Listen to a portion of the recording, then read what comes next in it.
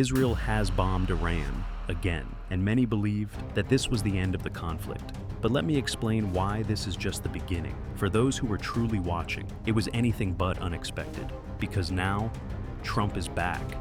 And with him, the likelihood of a broader Israeli offensive against Iran, backed by clear American support, seems more real than ever before. Western media tells a familiar story. Iran is the aggressor, but ask yourself who really benefits. This is a game, a strategic chessboard, and the pieces are already moving. So now the question isn't, will there be war? The question is, who wants it the most? And who stands to gain everything? Let's break it down with the analysis of Professor Jiang.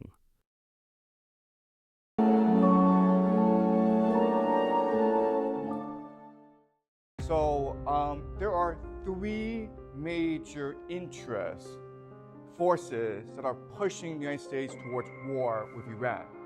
First, the Israel lobby, a powerful coalition of both Jewish and Christian interests. On one side, AIPAC, representing Jewish American political influence. It may count just around 100,000 members, but it's backed by immense wealth, billionaires, influence, power. It's considered the second most powerful lobbying group in the United States. Second, the Christian Zionists, groups like Christians United for Israel. They don't just support Israel, they defend its dominance in the Middle East, and they often demand a hardline stance on Iran. Their conduit into the White House during Trump's first term was Mike Pence and Mike Pompeo. Now, it's Mike Huckabee. Trump himself has a very close relationship with Christian evangelicals, who see him as a messianic figure. Third, Saudi Arabia. While Israel views Iran as a sponsor of groups like Hezbollah and Hamas, Saudi Arabia sees it as a threat to its very survival, to its regional dominance. Everything started with Iran's 1979 Islamic Revolution.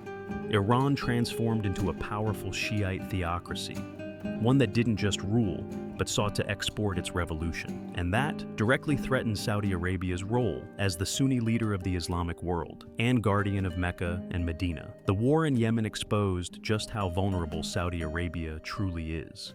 Iran-backed Houthis rebels launched drone attacks deep into the kingdom, striking oil facilities, the very lifeblood of Saudi Arabia's economy, and their position near the Bab el-Mandeb Strait. A critical artery for global oil shipments, gives Iran the power to disrupt world trade and choke Saudi exports at will. For Saudi Arabia, defeating the Houthis means one thing: containing Iran. But after repeated military failures, one truth became clear: Riyadh cannot win this fight alone. It needs the United States to push back against Iran's growing reach. For Riyadh, Iran isn't just a rival, it's an existential threat. These three forces have one shared goal: to push America into conflict with Iran.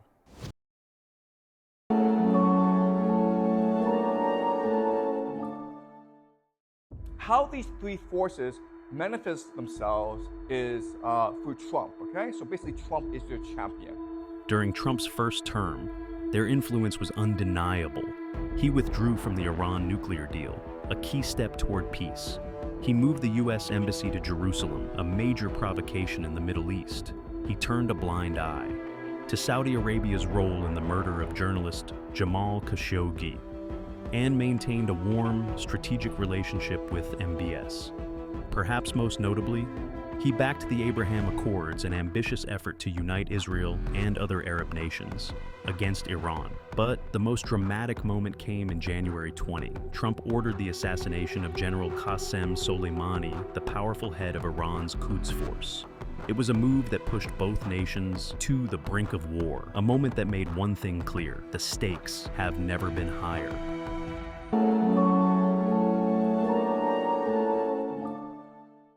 You know, there are these forces that want war with Iran. Ultimately, it is the U.S. military that must implement this war. But here's what few truly understand. The U.S. military today is not the same force it was 30 years ago. Back then, doctrine was traditional.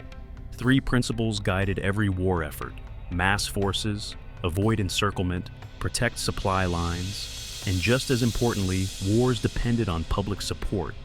It was the people who provided the soldiers, the funding, and the political will to go to war. But all that changed in 2003. With the invasion of Iraq came a new doctrine, shock and awe: air supremacy, technological dominance, special forces.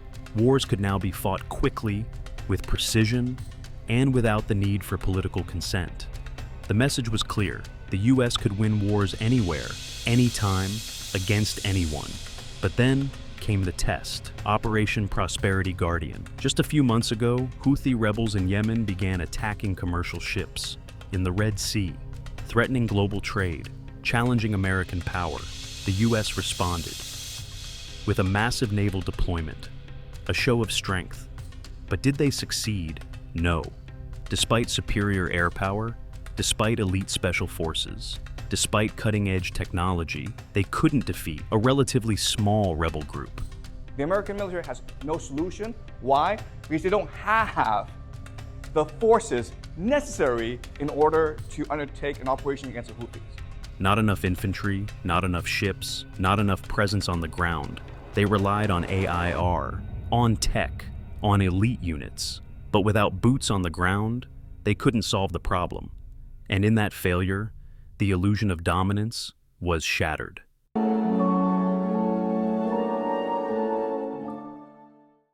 Let's break this down using game theory, a method that helps us understand how the major players think, act, and calculate. In game theory, the idea is simple. The world is a game, and every player is trying to maximize their own gain, even if it means causing harm to others.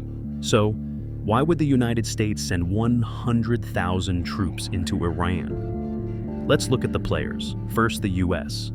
What does America want? The main goal is clear: topple the Iranian regime, and for that, a ground invasion may be the only option. There's no other way to force regime change without boots on the ground. But now, enter Iran and the Revolutionary Guard Corps. Iran doesn't want peace. It doesn't want the status quo. Iran wants the US to invade. Their strategy? Make America take the bait, because once the US commits to a full-scale ground war, Iran believes it can make that war so bloody, so costly, that the US will have no choice but to withdraw, defeated. Iran doesn't plan to win conventionally. They plan to bleed America into retreat. And now, Israel. Israel's objective is straightforward. Iran must fall, but that's not enough. Israel wants the US to get bogged down, stuck in a long, draining war. Why? Because if both Iran and the US are weakened, Israel becomes the dominant force in the Middle East. And what about Saudi Arabia? Their strategy isn't so different. They may not have Israel's military edge, but they understand one thing: a war that cripples both Iran and the US would leave Saudi Arabia in a prime position to expand its influence. So, what's the final move in this game? All four players, the US, Iran, Israel, and Saudi Arabia, want an invasion. And in the end, those who benefit most aren't the ones doing the fighting. They're the ones who set the stage and let the game play itself out.